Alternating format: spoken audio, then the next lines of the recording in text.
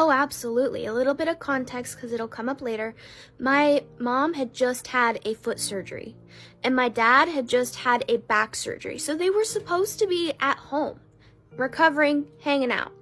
The night before, I was on a 3-hour phone call with my mom from like 9 to midnight. I asked if they had any weekend plans. They said no. And I was thinking, like, as far as is anybody coming over? She said no. So I said, okay, good night, love you. I'll talk to you in the morning, because we talked every single morning. We actually used Facebook to look at the little green active dot to see if each other has woken up for the day. And I just kept noticing that, like, she wasn't active morning of on Facebook, means that she really probably hasn't gotten up yet.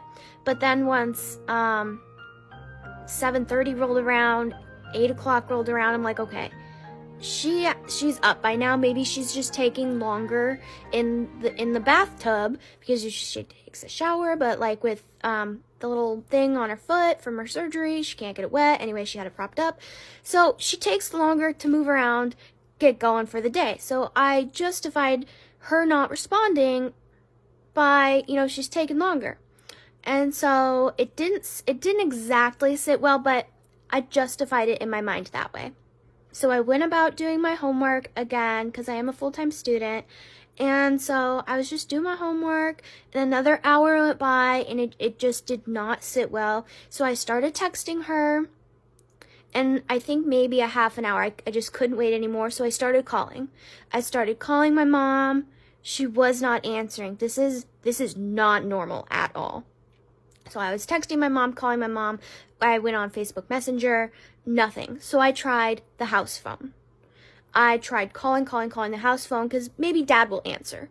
And that was not working. I'm like, this does not make sense. But I kind of justified it because my dad like never answers the phone because he's kind of napping mid-morning.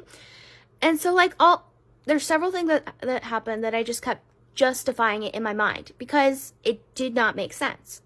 So same thing, I called, texted my mom, texted my dad. Doesn't make sense. So then I decided to text my brother and see, like, hey, maybe he knows something that I don't know.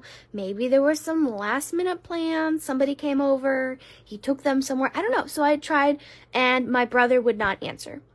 Tried calling, texting, everything. And it was the most frustrating feeling of why my mom, my dad, my brother, why is nobody answering? So then another hour went by, because I live 6 hours away. There's really nothing I can do from over here, especially when I'm just justifying it in my mind that, I'm overreacting.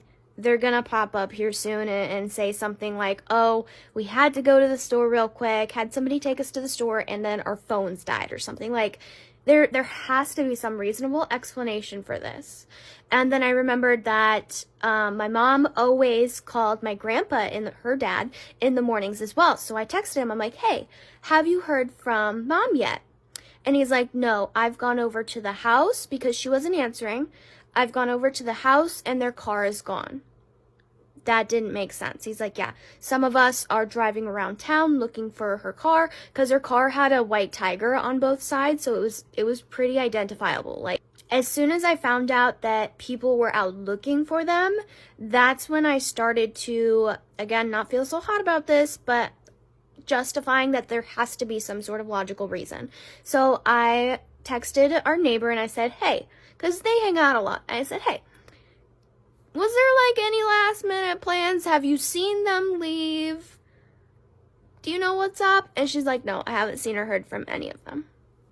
Little side note, I found out about a month later that from a different neighbor, around 10 o'clock, they did see the, I don't know if it was police or county sheriff or a state trooper, something like they were driving up the road and they went to our house, but the neighbor didn't really think anything of it because then pretty quickly they left. So by noon, I was beside myself. I was sad. I was upset. I was frustrated.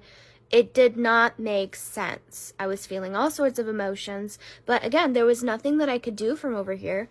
I just continued. I tried doing my homework. I like kept checking my phone every 10 seconds. But then police knocked at my door and I'm like, that's strange, which has since become like a PTSD moment for me. And so I peeped through the little peephole and I saw it was the police. And honestly, at first, like, I had a really bad feeling about it. But, and I actually have videos that I sent to my mom, which I know she never saw now. But my neighbor was working on stupid bird calls, so I really thought that somebody had called and complained, done a noise complaint on me. I'm like, and I was about to be prepared to say, like, no, noise complaints next door. I heard it too. And as soon as I opened the door, though, and saw their faces, I'm like, this is not good. But still, I did not believe that they were gone until they asked me if I knew my parents' names. And then that's when my heart sank, and they said, can we come in? And like, no, we're gonna need you to come in and sit down. And then the one was standing a little further back, the one in front was kneeling in front of me, and then he told me my spiel deal.